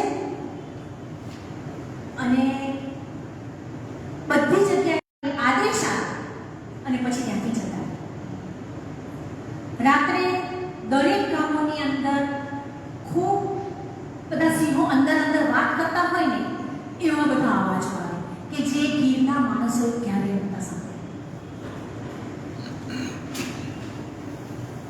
અને આ જે એની મિત્ર છે અંજલિ, એ પ્રાણીશાસ્ત્રમાં પીએચડી કરી રહી છે. એની મદદ લઈને એ સિંહોના બ્લડ સેમ્પલ લે છે અને એ બ્લડ સેમ્પલ લેતી વખતે જે એ લોકોને તકલીફ પડે છે એ ઘટનાઓ પણ જાણવા જેવી છે કે બ્લડ સેમ્પલ લેવા માટે સિંહોને બેભાન કરવા પડે. બ્લડ સેમ્પલ લઈ લીધા પછી ફરી પાછું એને ઘેનમાં લાવવું પડે. આ નિયમ છે. એમને મેં છોડી ના દેવાય કે ભાનમાં આવીને જતો રહેશે. એ માટે પણ એને મારવો પડે બીજો ડાક અને પછી એ ભાનમાં આવીને નીકળી જાય, નહીં તો એ પણ સજા છે.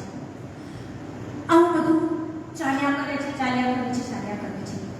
અને અનુપ કુમાર બંને ખૂબ તારણ આવે છે કે સિંહો જે પાણી પીએ છે ને એ પાણીમાં પણ કંઈક તત્વ એવું છે કે જે સિંહોના મગજને અસર કરે છે. બિલ્લી કુળમાં એવું કહેવાય છે કે સિંહ સમજુ પ્રાણી છે. એનામાં બુદ્ધિ આંક થોડો વધારે છે. માણસ એટલો નથી પણ એનો બુદ્ધિ આંક થોડો વધારે છે અને એની બુદ્ધિનો વિકાસ પણ થોડો થતો રહે છે. તો અત્યારે કંઈક એવું બને છે આ વાર્તા પ્રમાણે કે એનો બુદ્ધિ આંક અચાનક વધી ગયો, એની સમજ ખૂબ જ વધી ગઈ. આવું કેમ થયું?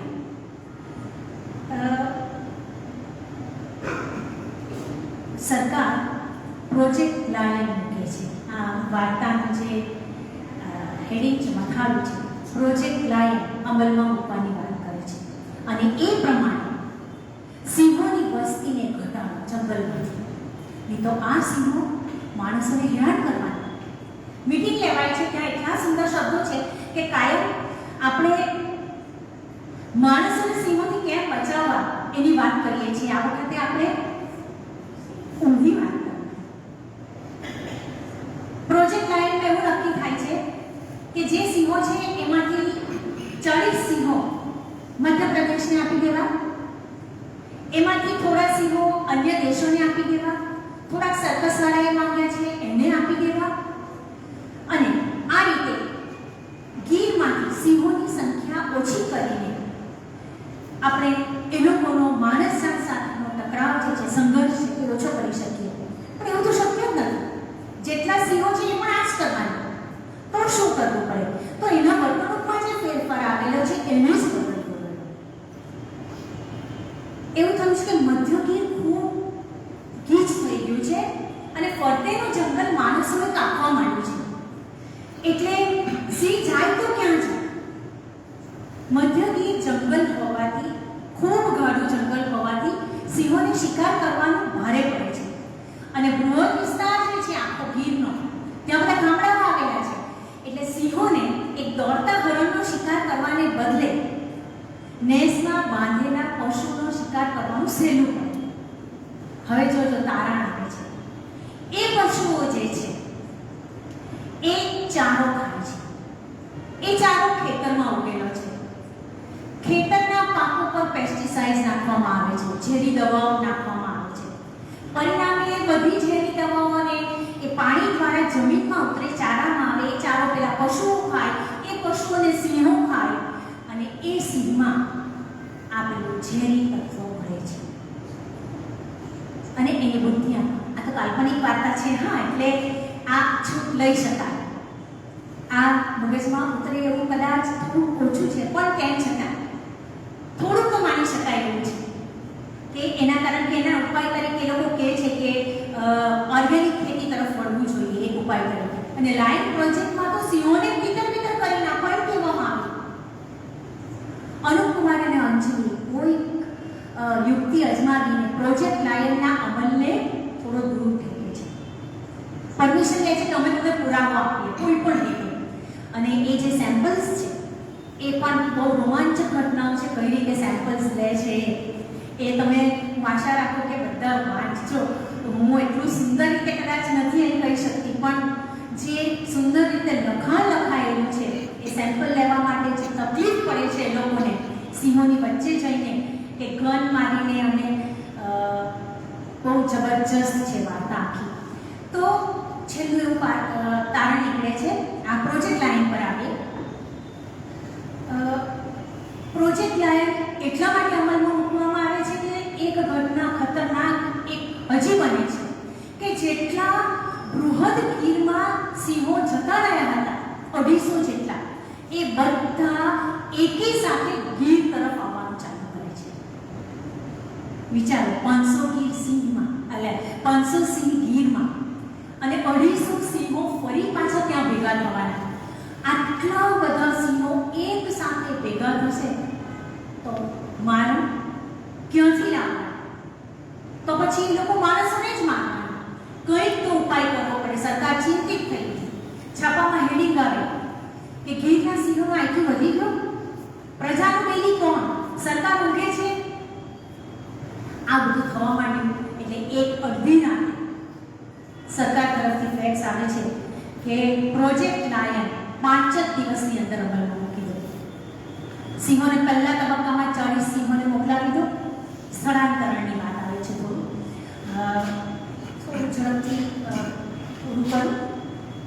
અને પ્રોજેક્ટ લાયનની વાતથી દુઃખી થયેલા અંજલિ અને અનુપ કુમાર કોઈક રીતે પેલા બ્લડ સેમ્પલ અને ક્ષયદાનનું સેમ્પલ, ઇવન પાણીનું સેમ્પલ એને લેબોરેટરીમાં મોકલાવીને એના પરિણામો મંગાવે છે.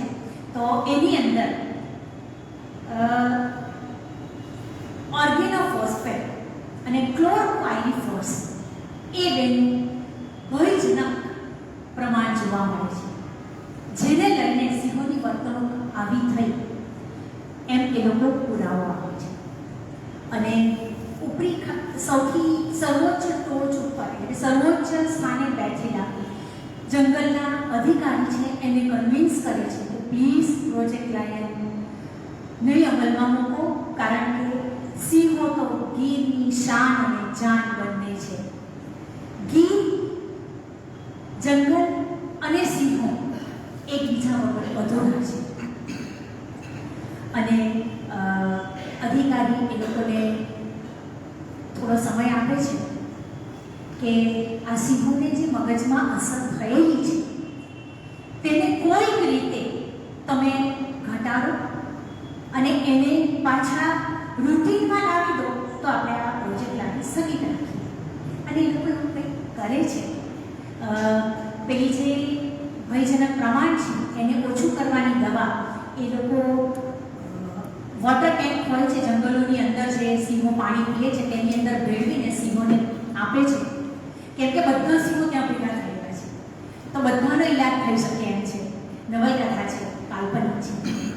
અને ધીરે ધીરે સિંહોના હુમલા ઓછા થવા માંડે છે. અને પ્રોજેક્ટ લાયનને પડતો મૂકવામાં આવે છે. એને બદલે બહુ એમ કહે ને કે હેપી એન્ડિંગ તેવું કે સેવ લાયન કરીને પ્રોજેક્ટ અમલમાં મૂકવામાં આવે છે. પ્રોજેક્ટ લાયનમાં લાયન શબ્દ હતો પણ એ લાયન એટલે કે સિંહોનો દુશ્મન હતો. એને તિતર-બિતર કરી નાખવાનો, એને મારવાનો સુદ્ધા હુકમ. હા, એક રિવોલ્વર વાળી વાત બહુ સુંદર હતી કે બધા એમ માંગણી કરે છે કે અમને એક રિવોલ્વર આપો, કારણ કે રિવોલ્વરના અવાજથી એ ભાગી જાય છે, બંદૂકના અવાજથી. પણ અનંતકુમાર એમ કહે છે કે જો રિવોલ્વર આપવામાં આવે તો એ વાપરનાર એનો સદુપયોગ જ કરશે એવી ખાતરી છે તમને લોકોને? પોતાના શોખ માટે મારી નાખશે, મજા માટે મારી નાખશે, પોતાના જાતીય અદાવતમાં એનો ઉપયોગ કરશે અને એમ કહેશે કે અમે તો સ્વ બચાવ માટે મારી, તો તમે શું કરશો? તો એ પણ એ કઢાવી નાખે છે. અને પ્રોજેક્ટ લાઇનમાં તો એની પણ વ્યવસ્થા હોય છે કે કોઈ જો સિંહ લોકોને મારતો જણાય કે હુમલો કરતો જણાય તેને ગોળીએ દઈ દેવા. ખૂબ ગંભીર સિંહોની પ્રજાતિ લુપ્ત થઈ જાય એ હદ સુધીના આદેશો આપવામાં આવે છે.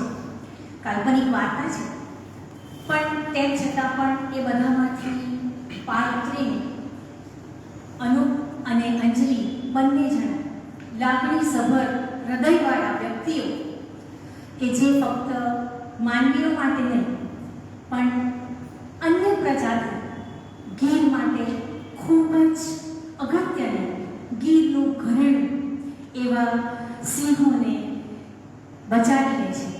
અને એને માટે સેવ લાયન પ્રોજેક્ટ પોતે પોતાના હાથમાં લે છે, જવાબદારી લે છે. અને પ્રોજેક્ટની રૂપરેખા બહુ સુંદર છે.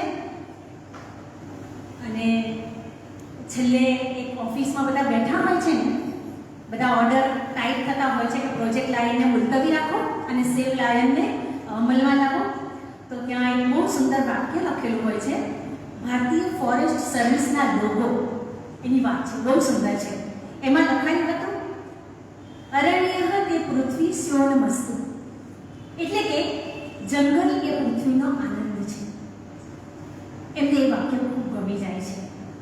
અને પૃથ્વીના આનંદમાં વધારો થાય એવું કાર્ય તેઓ કરવામાં સફળ થાય એ બાબતે એમને પૂર્ણ સંતોષ છે. છેલ્લે 2-3 વાક્યથી મારું વાત પૂરી કરીશ.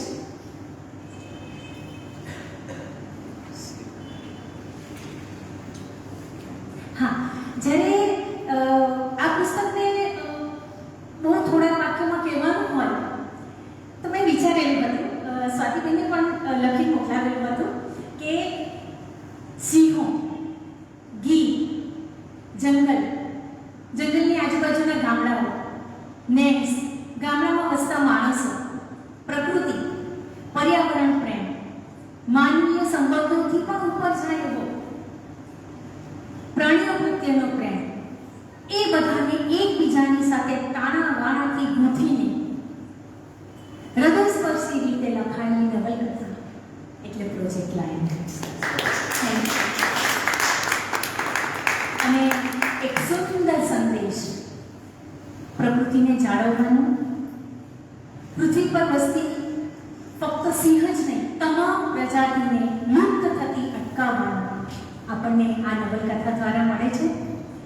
આપણે જો આપણા ભવિષ્યને સલામત બનાવવું હોય, આપણી પછીની પેઢીને ખુશનુમા વાતાવરણ, સ્વચ્છ હવા, સ્વચ્છ પાણી અને સુંદર પ્રજાતિની વચ્ચે જીવવા દેવું હોય તો ખૂબ પ્રયત્નો આપણા થકી જ કરવા રહ્યા.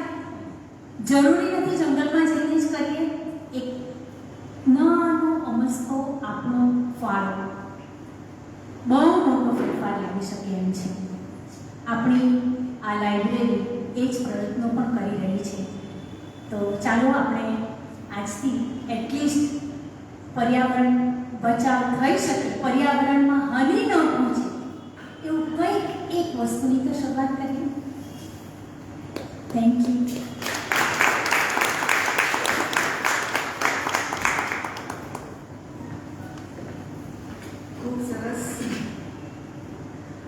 ખૂબ સરસ વાત કરી.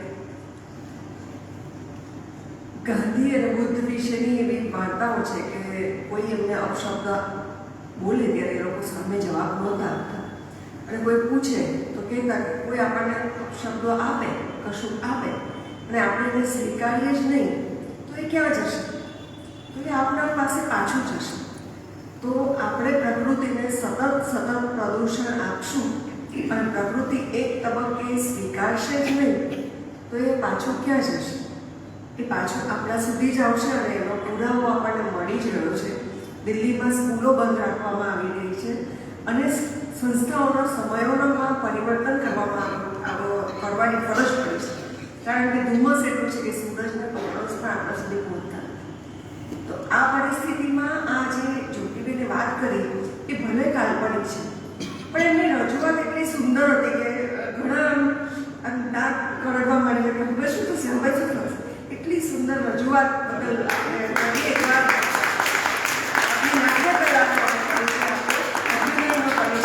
વાંચીને ખૂબ સુંદર હતું. બીજું જે પુસ્તક પસંદ કર્યું એ અબાલ વૃદ્ધ સૌને ગમે એવું પુસ્તક, એટલે પસંદગીમાં પણ આ અવ્વલ રહ્યા છો. અને આ છે કાલ્પનિક પણ એના તથ્યો બધા જ સાચા છે. આજે પણ આપણને ખબર છે, સાબિત થઈ ગયું છે કે ગાયના દૂધમાં કે ભેંસના દૂધમાં, માના દૂધમાં પણ પેસ્ટિસાઇડની હાજરી જોવા મળી રહી છે. સમુદ્રોમાંના જીવોમાં પણ પેસ્ટિસાઇડ કે પ્રદૂષણના અંશો જોવા મળી રહ્યા છે. તો આ તથ્યો પર જે આ કે વીજળીવાળા સાહેબે લખ્યું છે એ ચોક્કસ એક ઊંઘ ઉડાડનારું છે. એક આવી ફિલ્મ પણ આવી રહી છે શાસન, એમાં એક સરસ ડાયલોગ હમણાં જે એનું ટ્રેલર બતાવે છે આવે છે કે આ સિંહો અહીં નથી આવ્યા, આપણે એમનામાં ઘૂસણખોરી કરી છે. સિંહોએ ગીરીમાં ઘૂસણખોરી નથી કરી, આપણે એમના રહેઠાણમાં ઘૂસણખોરી કરી છે. એટલે જ્યારે પણ માણસ પ્રકૃતિમાં વિકસિત પાડવાનો પ્રયત્ન કરશે ત્યારે ભવિષ્યમાં જો આવું થાય તો એ ભલે અત્યારે પ્રશ્નાર્થ છે પણ એ સમય તો દૂર નથી. કારણ કે આપણે જોયું કોરોનામાં મચ્છરો પણ આજના પેસ્ટિસાઇડ મળતા નથી, આપણે મળી જઈએ છીએ. તો આ ધીમે ધીમે એક સમય ચોક્કસ આવશે કે પ્રકૃતિના અન્ય જીવો અસહિષ્ણુ જો થઈ ગયા તો માણસ ક્યાં જશે? ખૂબ સુંદર રજૂઆત. ફરી એકવાર આપણે તાળીઓથી અને સૌ જે અહીં ઉપસ્થિત છે ખૂબ આપણે રસપૂર્વક સાંભળ્યું. આપણો ખૂબ આભાર. આ પ્રશ્નોત્તરી કરો એ પહેલાં હું આવતા શનિવારની જાહેરાત કરી દઉં. ડીજીવીસીએલના ઉમેશભાઈ પણ રંગકર્મી છે સાથે સાથે, તો એમનું પુસ્તક છે ઇમોશનલ ઇન્ટેલિજન્સ, ડેનિયલ ગુલમેનનું પુસ્તક છે. તો આવતા શનિવારે પણ અમે જ હમણાં વાત કરી કે મહાદેવભાઈના સમયથી જયપ્રકાશભાઈ સંચાલિત કરતા ત્યારથી 6માં 5 આવી જવાનો આપણો રિવાજ હતો. એ 6 ને 5 થઈ ગયો છે. તો ફરીથી આપણા મિત્ર મંડળ સાથે 6માં 5 આવો એટલે આપણને સમયસર કાર્યક્રમ શરૂ પણ થાય અને પૂરો પણ થાય. નવા મિત્રો પણ આવ્યા છે, એનું સ્વાગત છે. અને હવે આપના પ્રતિભાવો અને પૂરક માહિતી અને પ્રશ્નો માટે મંચ ખુલ્લો મૂકું છું. આપણી પાસે 10-15 મિનિટ છે.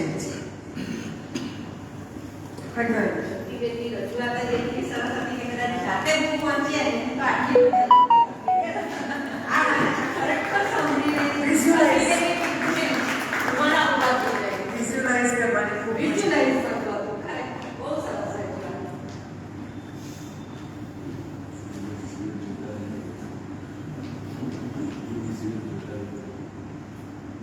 ખૂબ જ સરસ રજૂઆત મેમ. હવે અમે ધારીની વાત કરી ને ત્યાંથી 30 કિલોમીટર દૂર ખાંભા ગામ આવ્યું છે, ગીરના જ આવેલું છે, અમરેલી જિલ્લો. ત્યાંના સત્ય ઘટના પર આધારિત ઘણા કિસ્સા અમે મારા પપ્પાના મોઢે સાંભળ્યા છે. કારણ કે ખેતરમાં કામ કરતાં કરતાં કેટલી વાર અમે સિંહ જોયા છે, પાણી પીતા જોયા છે. એટલે 20 ફૂટ અંતરે એમને સિંહ જોયા છે. પણ એમ કે એટલું હિંસક વર્તન સિંહનું હોતું નથી. આપણે જે પ્રમાણે કહ્યું એમ જ કે એની સામે એને આપણે છેડછાડ એને નથી કરતા તો એ આપણને નુકસાન નથી પહોંચાડતા અને જતા રહે છે. એવા કેટલાય કિસ્સા અમે સાંભળ્યા છે. પોતે 13 વર્ષના હતા ત્યારથી માંડીને મોટા થયા ત્યાં સુધી કેટલી વાર્તાઓ, સત્ય ઘટનાઓ મતલબમાં મેં સાંભળી છે. અને હમણાં જે વર્તન બદલાયું છે તો હું ઘણીવાર પ્રશ્ન પૂછું કે ભાઈ ઘટનાઓની સમાચારમાં આવે ને કે સિંહે આ રીતે નુકસાન કર્યું, કે બધાને હુમલો કર્યો તો આવું કેમ? તો પપ્પા એમ કહે કે માણસના સ્વભાવમાં વાણી વર્તાને સ્વભાવમાં જેમ ચેન્જ આવ્યો, આપણે પ્રકૃતિમાં જે છેડછાડ કરી એના ઘરમાં ઘૂસીને જઈને હેરાન કરીએ છીએ તો એ પછી ઓછો થોડો ઉતરે એમ. એટલે મેં ઓગસ્ટની જ્યારે કરી ને ત્યારે મેં પણ મારી નજરે સિંહ જોયો છે, ટેકરી પર બેઠો હતો. એટલે અમે જોઈને નીકળી ગયા, પણ ત્યાંના ગામનું ટોળું 10 જણનું આવીને 15 ફૂટના અંતરથી એને પથ્થરો મારે છે. એટલે ઊભો થાય છે અને જે ગર્જના કરે છે તે બીજી ટેકરી પર બીજા 2 સિંહ છે ઊભા થાય છે. એટલે એને એલર્ટ કરે છે, જોજો માનવ આવે તું એલર્ટ કરજો.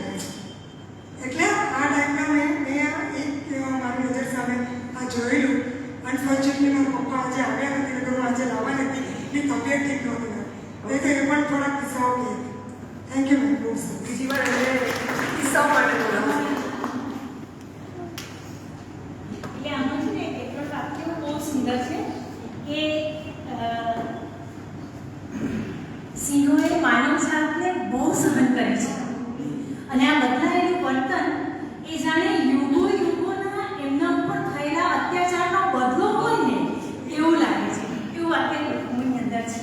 એટલે અત્યારે તમે જે વાત કરી ને એક્ઝેક્ટલી એ છે કે વર્તન બદલાયું એનું કારણ આ છે. બાકી પેલો વાડીવાળો છે ને એ કોમેન્ટ્રી આપે ને તેના વાક્યો સાંભળો એ વાંચવા જેવા છે કે ગીરનો સાવ એટલે કે જાણે ગાય જોઈ લો, ગાય ખાય છે. એવું સારું જનાવર કે તમે એનાથી સામાન્ય જાળવીને બાજુમાંથી જાઓ તો તમારી સામે જુએ પણ નહીં. આટલું સરસ જનાવર અને સાવજ અને ગીરના માણસ બંને એકબીજાની અમાન્ય જાળવે અને આ અમાન્ય જ્યારે તૂટે ને એટલે પછી સિંહનું વર્તન પણ બદલાય.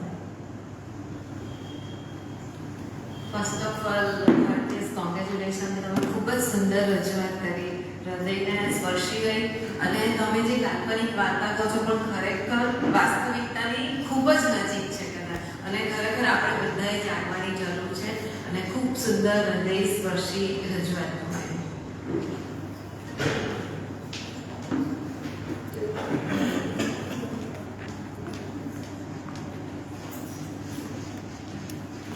બે ત્રણ પૂરક માહિતી આપો, પણ તે પહેલા જ્યોતિબેનને માટેના 3 નિયમ તમને કહી દઉં. હું એમને નજીકથી ઓળખું છું JRCને કારણે. નિસ્વાર્થપણું એ નિસ્બત બીજો નિયમ અને નિષ્ઠા એ ત્રીજો નિયમ. આ 3 નિયમની નિપજથી અગાઉ પણ એમણે ગાંધીજીના 11 વ્રતોની વાતો ખૂબ સરસ કરેલી અને એટલી સુંદર આજની વાત થઈ. ગીરની લીલી પરિક્રમાના આ દિવસો હતા અત્યારે જ પૂરી થઈ. તમે આજે અમને ગીરની લીલી પરિક્રમા પણ કરાવી. આ ગ્રંથ સમીક્ષામાં મેં આ પુસ્તક વિશે વાંચેલું અને મને ખૂબ હતું કે મારે આ વાંચવું જ છે. હવે એ વાંચવાની ઝંખના ઓછી થઈ ગઈ. એટલી સુંદર તમારી રજૂઆત છે, ખૂબ સરસ રજૂઆત. આઈકેબી મને ખૂબ ગમ્યું અને મને ગમતું પુસ્તક બાળકો માટેનું હું સંભાળતો હતો ત્યારે દર વખતે એમને વાંચતો. સાયલન્સ પ્લીઝ, સમયને સથવારે, કાળની કેડીએ, એ એના આત્મકથાના પુસ્તકો. મોતીચારો તો એમણે તારેલા બધા, પણ આ એના આત્મકથાના પુસ્તકોને બાળકો ખૂબ રસથી સાંભળે, એકદમ રસથી સાંભળે અને બાળકોમાં પરિવર્તન આવતા પણ મેં જોયા છે આ પુસ્તકોને કારણે. અને કદાચ એ આપણા જયેશભાઈના તો સહપાઠી કે આગળ પાછળ હતા એવું કે હા તેમના એવું તમે કંઈક કીધેલું એવું મને. અને આ પર્યાવરણને લક્ષી એમની ઘણી બધી વાતો. બિંબુ મદનિયાનો તો આખું સેટ છે. અત્યારે મને વાંચવામાં આવે છે, હું આરનાને મારી દીકરીને સંભળાવું છું, ખૂબ રસથી સાંભળે. એમનું એક પુસ્તક ઓક્સિજન અત્યારે જ આવેલું છે, અને ઓક્સિજન આવે એ વાંચે તો તમારી ઊંઘ ઉડી જાય. એક સુંદર પુસ્તક છે. પર્યાવરણ સાચવવા માટે આપણે હવે જાગૃત થવું જ પડે એવું ચોક્કસ તમને લાગે એટલું સુંદર એ ઓક્સિજન. ઓક્સિજન ધીરે ધીરે વાતાવરણમાંથી ઓછો થઈ જાય તો આપણે કોરોના વખતે જે અનુભવેલું ઓક્સિજનના બાટલા ને એ બધું, પણ એ તો જુદી વસ્તુ હતી. હવામાંથી જ જો ઓક્સિજન ઓછો થઈ જાય તો શું થશે એ કલ્પના પર લખાયેલું. તમે જ્યારે નિવૃત્ત થતા હતા ત્યારે હું થોડો સ્વાર્થી બનેલો. મારા મનમાં હતું કે તમને હું કહીશ કે તમે વિજ્ઞાન વિષયક કથાઓ લખો. સ્વાતિબેન ઓળખ આપવામાં એક ચૂકી ગયા એક સુંદર લેખિકા પણ છે. જ્યોતિબેન સુંદર લેખિકા છે. એ મને એટલા માટે ખબર છે કે જુનિયર રેડક્રોસ JRC ની એક રાજ્યવ્યાપી સ્પર્ધા હતી, વાર્તા સ્પર્ધા, અને એમાં એમને વાર્તા લખે એને રાજ્યવ્યાપી એ પ્રથમ આવેલા. એટલે નિવૃત્તિ પછી તમે શું કરશો? તો મને હતું કે એમને કહું કે વિજ્ઞાન એમને વિજ્ઞાન વિષયનો એમનો બેકગ્રાઉન્ડ ખબર હતું કે વિજ્ઞાન વિષય કથા તમે લખો એવું કહેવાનો હતો, પણ લાઇબ્રેરી હમી થઈ ગઈ અને તમે લાઇબ્રેરીમાં જોડાવ એવું મેં એમને કીધેલું હતું. એટલે ખૂબ સુંદર આ વાતો હતી, સાંભળવાની તો મજા જ આવી. પણ અત્યારે પર્યાવરણને લગતું લાઇબ્રેરીનો જે પ્રોજેક્ટ ચાલે છે તેમાં આ બધી વણીને એ કરવા જેવું ઘણા બધા આઈડિયા આવે તેવી પણ વાતો છે. ગીરની જે પર્ટિક્યુલરલી સેવ પ્રોજેક્ટ અથવા તો આપણે જે પ્રોટેક્ટ લાઈન, સેવ લાઈન કરતા પ્રોટેક્ટ લાઈન એ પણ અપનાવવાની જરૂર છે. ગઈકાલે સમાચાર હતા ગીરમાં સિંહો વધી રહ્યા છે એવું અત્યારે ત્યાંના રહેવાસીઓ કહે છે. સરકાર ચિંતિત છે અને એમાં જમીનનું કારણ બનેલું છે સરકાર. એટલે એ આખો હવે રાજકારણમાં એ આખો ના થઈ જાય તો સારું. અને ગમે ત્યારે નાના મોટા જીવજંતુઓ આપણા પર હુમલો કરવાના છે. તે પછી પ્રાણીઓ, પક્ષીઓ, બેક્ટેરિયા હોય કે વાયરસ હોય, આપણે સુધરવાની ખૂબ જરૂર છે. ખૂબ સ્વાર્થી બની ગયા છે આપણે, ખૂબ સ્વાર્થી બની ગયા છે. એટલે એક જ પ્રાર્થના કે ભગવાન માણસને સુધારે.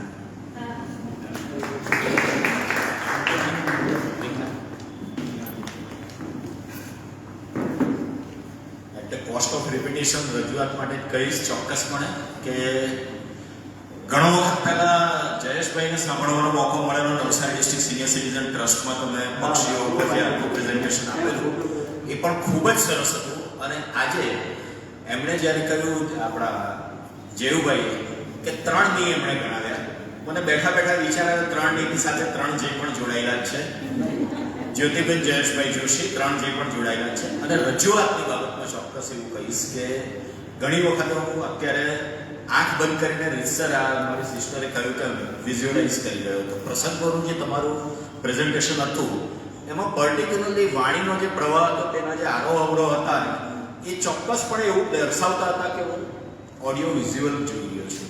અને તે પણ આંખ બંધ કરીને માણી રહ્યો હતો, જાણે કે આ સીન મારી આંખ સામે ભજવાઈ રહ્યો છે. ચોક્કસપણે પ્રેઝન્ટેશન આટલું સુંદર હોઈ શકે એ પણ એક જાણવાનો વિષય. અને એક જ ફેમિલીના બંને વ્યક્તિઓને સાંભળવાનો મોકો પણ આજે પાછો મળી ગયો. એમ તો તમને એન્કર તરીકે તો સાંભળેલા જ હતા, પરંતુ આજે ખૂબ ખૂબ સુંદર રજૂઆત. જયેશભાઈ આપણે અહીંયા બોલાવવા વેરી નાઇસ.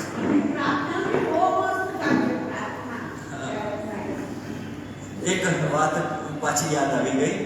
આઈકે વીડિયોવાળાની વાતો હું કરતો હતો ને, અમારા બાળકોમાંથી એક બાળક કેટલું બધું ઇમ્પ્રેસ થઈ ગયું કે મારે સાહેબ હું ભાવનગર જવાનો છું, મારે એમને મારથી મળાય કે નહીં, વીજળીવાળાને મળાય કે નહીં.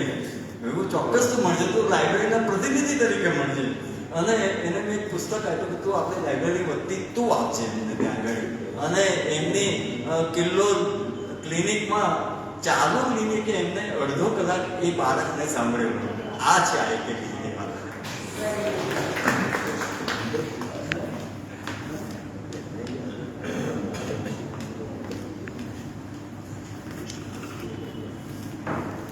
મૂંઝવણ ન પણ ઉમેરું, નિર્દોષ હાસ્ય. અને ડૉક્ટર જયેશભાઈને ખાસ આમંત્રણ છે કે આપ ઓડિયો વિઝ્યુઅલ લાવો. આપણે ફોટોગ્રાફીની કળાથી અમે પરિચિત છીએ ફેસબુકના માધ્યમથી. આ બનાવ્યું ને તેનું ઉદ્ઘાટન મારું તો એમના પહેલાથી કરવું હતું કદાચ. એટલે ચોક્કસ પંખીઓની દુનિયામાં અમને લઈ જાઓ. સાવજોની દુનિયા અમે જોઈ છે, હવે તમે પંખીઓની અને જંગલની દુનિયામાં અમને લઈ જાઓ. તમને અહીંથી હાર્દિક આમંત્રણ છે. અને જ્યોતિબેન ખૂબ સુંદર રજૂઆત. અને આવતા શનિવારે પાછા સંચાલક તરીકે તમને સાંભળીશું. આવતા રહેજો.